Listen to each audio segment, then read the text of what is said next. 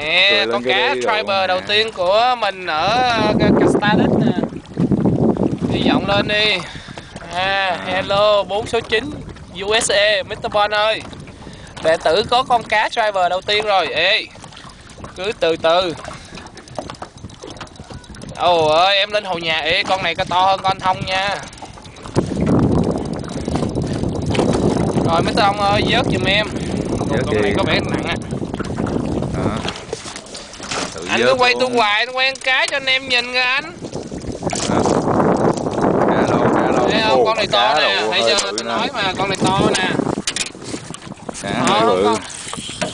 Yeah baby. Mình chứng minh cho anh Thông thấy là lưỡi nhỏ cũng dính cá nhỏ. Ê, lưỡi nhỏ dính cá lớn. Anh nói mình chơi cái lưỡi chút siêu làm sao mà dính con cá. Thấy chưa? Cá bự nè. Cá này bự nè. Từ từ.